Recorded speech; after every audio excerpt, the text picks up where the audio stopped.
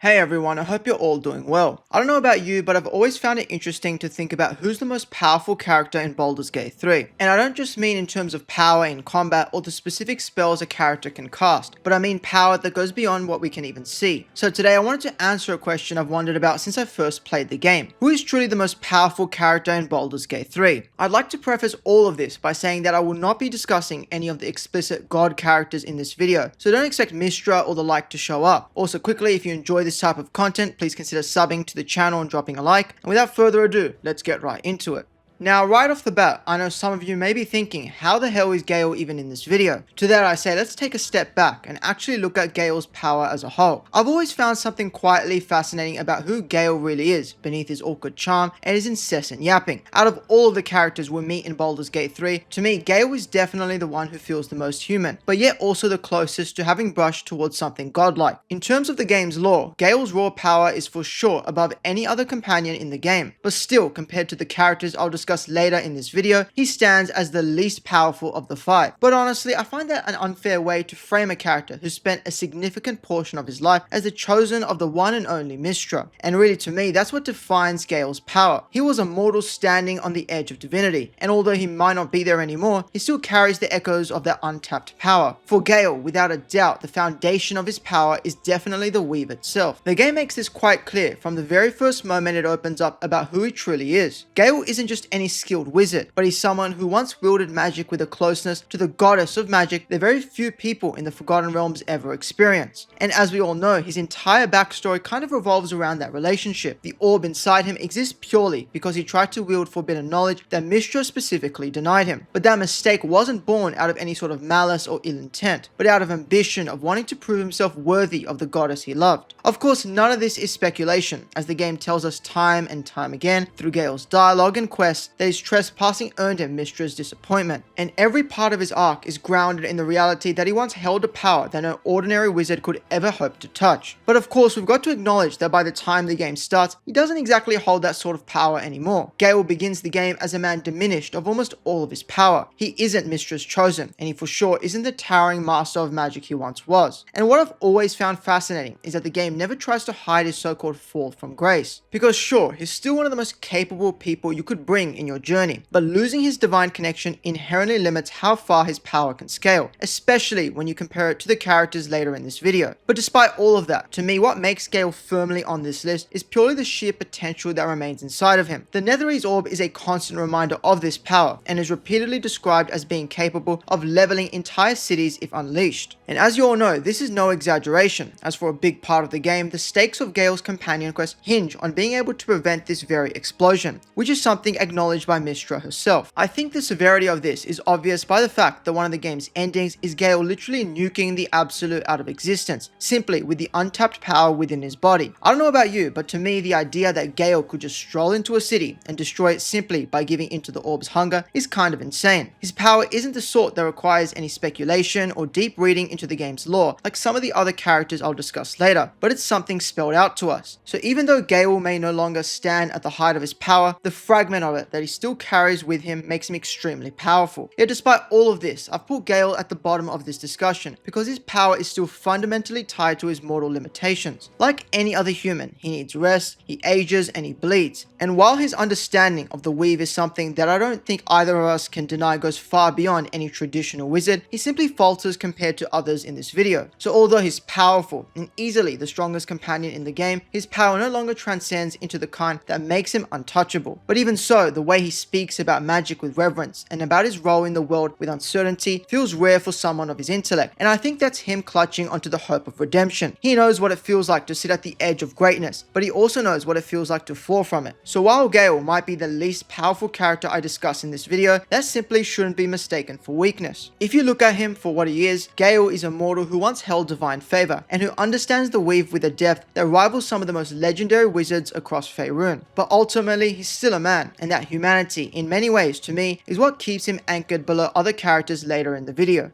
To me, there's something almost awe-inspiring about Dame Aylin the moment she enters the story, and it's not just because she arrives in one of the game's most visually striking sequences. From the second you free her from Kethric's imprisonment, she rises into the sky with a sort of radiant, almost blinding light, and she feels immediately different from every other character we've met up to that point. There's definitely a weight to her presence that isn't at all forced, and she's a kind of raw divinity that the game never tries to downplay or shy away from. I think it becomes clear very early that even though she's not a full deity, she stands far beyond the limits of any mortal being we encounter in the game, including the most powerful of our companions. But to me, what makes Aylin's power so interesting is that it isn't just theoretical or implied through lore alone, but it's something that the game shows us outright. The very fact that she remains alive after being imprisoned for over a century by Ketheric Thorm is a testament to what she is. As we all know, she is referred to as the daughter of Selune, and that's quite obvious in almost everything about her. From her regenerative abilities to her pure display of radiant power, she for sure reflects that heritage in a way that's impossible to mistake for normal magic. I think one of the clearest demonstrations of her power is her role in breaking Ketheric Thorm's immortality. When Aylin first joins our fight against him, the game makes it clear that Ketheric's immortality was siphoned from her, so the moment she strikes at him, the invincibility he once held completely shatters. To me, that alone places her in a category that I think very few characters can touch. But in many ways, her combat capabilities are just as revealing of this power. When she fights alongside us, she is able to dish out damage that far exceeds what most of the companions are capable of, and she does it with an ease that makes the difference in power feel almost unsettling. Her radiant strikes aren't just strong, but the way in which they are emphasized really do highlight her celestial nature. And while I wouldn't say that the gameplay is the perfect reflection of her narrative strength, Aylin still moves and fights like someone who has spent centuries mastering her divine magic and celestial power. Unlike others in this list, she doesn't rely on the weave or any sort of improvisation, but she draws on a source of power that is intrinsic to her very being. But of course, the most defining thing about Aylin's power has to be her immortality, and the game doesn't treat this as simple rhetoric, but Aylin literally cannot be killed by conventional means. Now, we see this multiple times, both in combat and in the narrative, and the fact that a century of imprisonment didn't weaken her at all is a clear-cut sign of this. Even when she's struck down in battle, which let's be honest happens quite a lot, her resurrection isn't framed by any spell or a ritual, but it's simply a natural consequence of what she is. She doesn't come back to life because we or someone else saved her, but she regenerates because she simply isn't bound by any mortal limitations. To me, Aylin's personality also reflects the pure magnitude of her power. She carries herself with a sort of righteous boldness, but it never feels arrogant, it feels earned. Her fury at Ketheric isn't just for theatrics, but it's grounded in a century worth of suffering. So when she fights alongside our party, her fury becomes something almost luminous. It's clear that she radiates both literal and emotional intensity, the kind that could only come from a character who has lived through centuries of hope, imprisonment, and devotion. However, I know some of you may still wonder, what exactly places her above Gale in terms of power? And the simple truth is that her power isn't learned, but it's innate. So yeah, Gale can reshape the weave, and he holds a fragment capable of causing catastrophic destruction, but his strength is something that can evidently fade or be taken away from him. With Aylin, her radiant power is permanent, and is ultimately part of what she is. But even with all of this, she still has her limits, and it's why she's still placed near the bottom of this list. Aylin is for sure immensely powerful, but she is not a complete deity. She does not command armies or manipulate the weave at a foundational level. So while she may shine brilliantly, she is still part of a world where beings much older and fundamentally more transformative exist far beyond her reach. In the end, Dame Aylin without a doubt is one of the most powerful figures in all of Baldur's Gate 3, a radiant immortal whose divine heritage shapes every moment she appears on screen. She doesn't just participate in some of the game's biggest battles, but she ultimately shifts the outcome of them. She didn't just survive centuries of captivity and suffering, but she emerges from it unbroken. And again, while I wouldn't say she reaches the staggering heights of those later in the video, she easily surpasses the majority of any mortal, fiend, or companion we encounter throughout the game. To me, Aylin is a living embodiment of divine resilience, and even where she's placed, her power truly feels nothing short of extraordinary.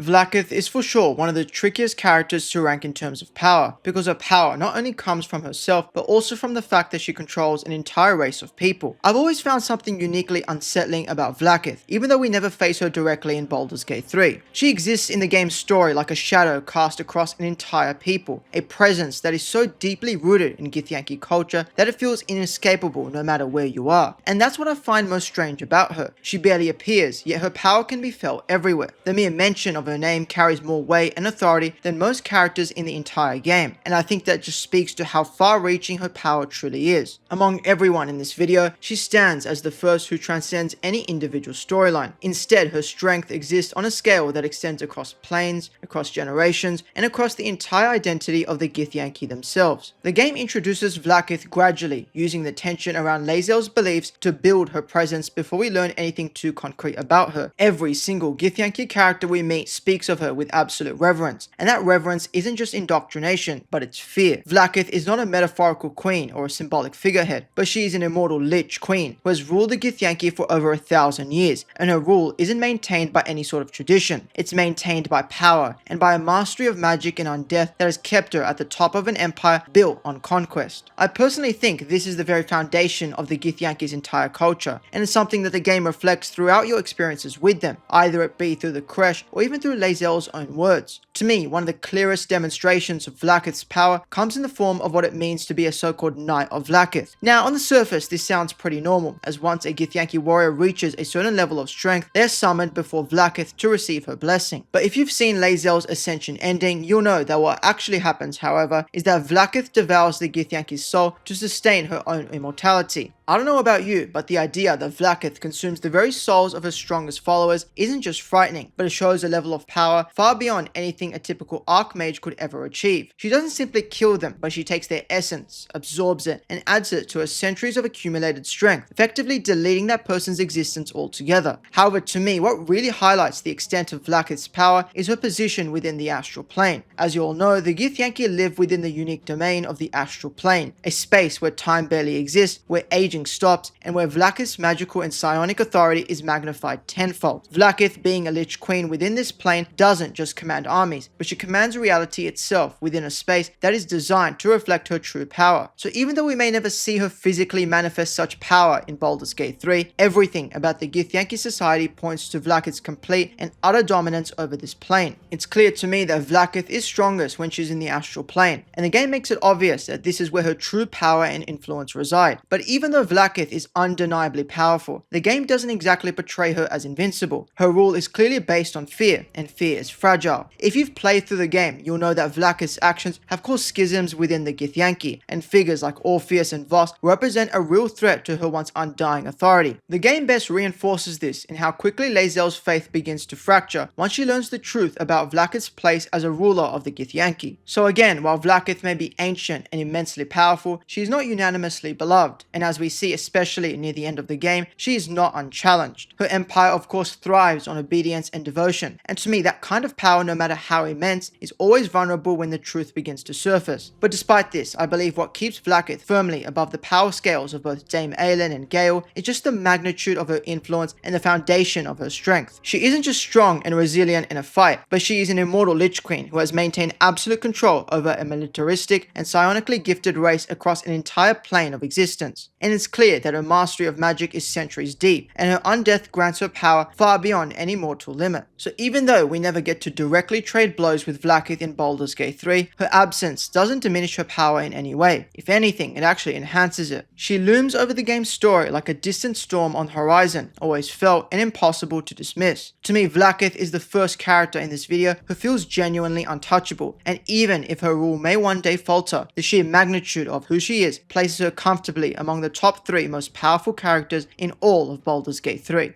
If there's any character in Baldur's Gate 3 who feels like a legend, it's definitely Elminster. When he briefly makes an appearance during Gale's personal quest, it's easy to just overlook the weight of that moment. But the truth is that this is one of the most powerful mortals in the entire Forgotten Realms, standing directly before our party. But Elminster doesn't arrive with any sort of spectacle or larger-than-life aura, and I think that's what makes his presence all the more striking. He doesn't need theatrics, he doesn't need a grand entrance. Instead, his reputation and the centuries of history behind him speak far louder than anything the game could show us on screen. Of course, what Baldur's Gate 3 actually shows of Elminster is extremely restrained, as all we get is a single visit, a quick message from Mystra, and then a little bit of guidance for Gale's path forward. However, to me this restraint is definitely deliberate. The game never tries to rewrite who he is or inflate his presence, but it simply acknowledges his identity with complete confidence. The moment you speak to Elminster, the party reacts differently depending on their background and magical talent, but the unifying idea here is that of recognition. Characters like like Gale and Will acknowledge his presence by name, but even those who don't still understand the weight of his presence. The game treats Elminster as someone whose reputation is already well earned, and as someone whose mere presence implies arcane mastery on a level few can ever rival. Yet I think to understand why exactly he ranks so high on this list, even above the likes of the demigod Dame Aylin or the Lich Queen Vlaakith, we have to look at both the lore and what little the game directly tells us. Of course, the game only really frames Elminster as simply a powerful wizard, but in reality he's the long-standing chosen of Mystra, who has been blessed by her directly to act as her agent within Faerun. Now, this isn't a title given lightly, as we all know. The Chosen can wield fragments of Mystra's divine essence, which allows them to manipulate the weave with far greater precision and depth than almost any mortal spellcaster. As we all know, this is something acknowledged by the game through Gale's own story, as discussed earlier, where it's clear that Mystra's expectations and punishments directly influence how magic is taught and controlled. And while Gale may have lost his position as a Chosen, Elminster never did. In fact, his connection to Mystra is something that I feel like I can only describe as unwavering and ancient. Even without diving deeply into the extended lore of the Forgotten Realms, I think the game definitely provides just enough context to establish the pure magnitude of Elminster's power. He's the one that Mystra trusts to deliver her message directly to Gale, and is really the only one that understands the full consequences of the Netherese orb inside Gale's chest, an artifact that, as I discussed earlier, is so dangerous that even Mystra cannot cure it. Even so, when Elminster speaks about the orb, there's never a moment where he appears overwhelmed or uncertain. Instead, he talks about it with an almost unsettling familiarity, like someone who has witnessed arcane disasters on this scale more times than he can count. Another obvious indicator of his power to me is simply his longevity. Elminster has clearly lived for centuries, sustained by both a combination of his magical prowess and Mystra's divine influence. And this sort of quote-unquote immortality isn't one in the sense of undeath or celestial origin, but it's a sustained existence built purely through arcane mastery itself. Unlike Vlaakith, whose immortality depends on consuming the souls of her own people, Elminster doesn't maintain his life through any sort of coercion or necromancy. Instead, his continued existence is something he has created through his mastery of the weave. He has survived countless political and magical upheavals, but even through it all, he remains far beyond the reach of almost any wizard alive. To me, something else that also makes him stand out is just the sheer versatility of his magic. Elminster isn't restricted to a single domain like Aylin's radiant nature or Vlaakith's psionics and undeath. Instead, he has spent centuries mastering every school of magic to a level none can ever challenge. And while the game never shows us this in action, it does make it clear that Elminster does indeed have a breadth and depth of magical capability that dwarfs almost any spellcaster in all of the Forgotten Realms. But despite everything that places him so high amongst the most powerful characters in the game, Elminster still feels grounded in a way that the characters discussed earlier in this video don't. And I think part of that comes from his demeanor in the game. He doesn't act like someone conscious of his own legacy. He speaks softly, gently, and there's a sense of patience in every word that he shares with Gale. You don't feel fear when he enters a scene, you feel respect. The game treats him with a kind of reverence that avoids just pure spectacle, and I really do think that decision was intentional. Elminster is so powerful that using him too directly in the game's plot would completely unbalance the narrative. That restraint is to me why he lands just below the most powerful character in the game. Elminster for sure is the most powerful mortal character in all of Baldur's Gate 3. He operates on a level above Vlaakith and Aylin, and far above Gale. The weave surely bends around him with a familiarity that only Mystra's Chosen will ever achieve. But again, much like with Gale, at the end of the day, he is still fundamentally a man, one that is ancient and immensely capable, yet still mortal at his core.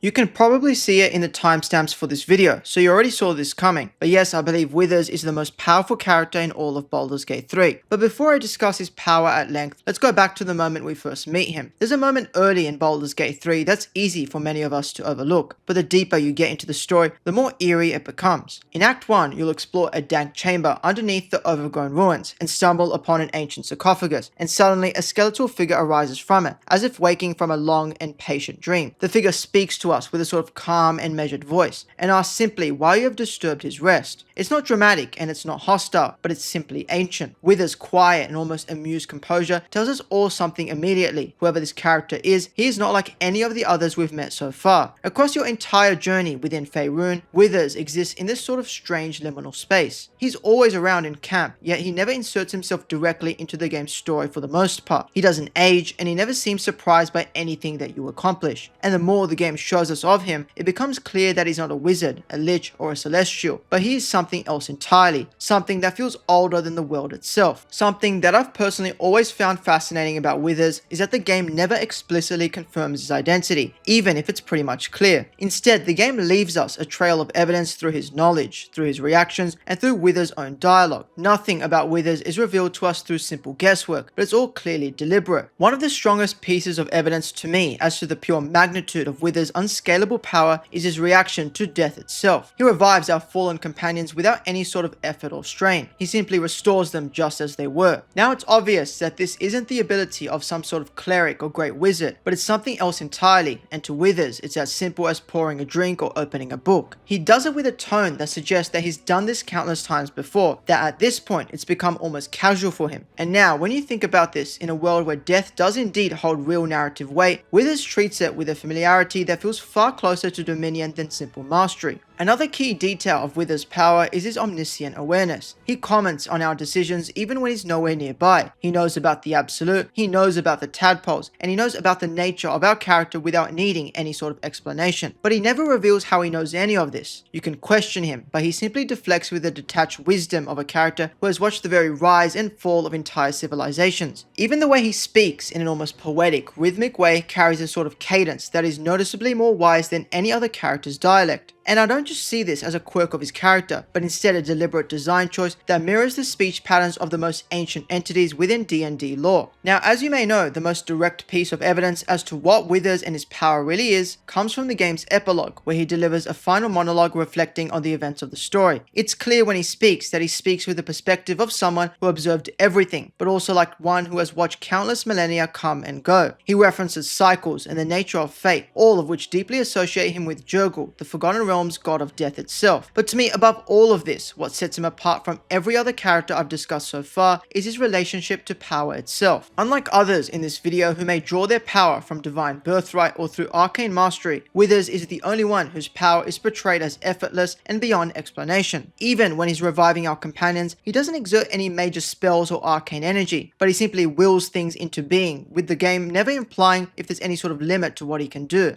And yet, despite all of that, Withers never interferes, he never commands, and he never tries to steer us towards a particular destiny. If anything, he behaves like someone observing a story he already knows the ending of, watching us simply with a gentle and detached curiosity. To me, this is clearly the behavior of someone who has existed for so long that conflict itself feels irrelevant. Ultimately, that is what puts Withers as the most powerful character in all of Baldur's Gate 3. His identity may never be outright confirmed to us, but the evidence we have of him being Jurgul or some sort of image of him is overwhelming. Whoever Withers truly is, he clearly operates on a level far beyond the other characters in this video, and not because he seeks power, but because he embodies something much greater. His presence is one shaped by age, by death, and the kind of cosmic patience that only an ancient entity could ever possess. So in a game filled with gods, celestials, and psionic conquerors, Withers is the one character who never needs to prove anything. He simply exists, and sometimes that quiet existence is more powerful than any display of power.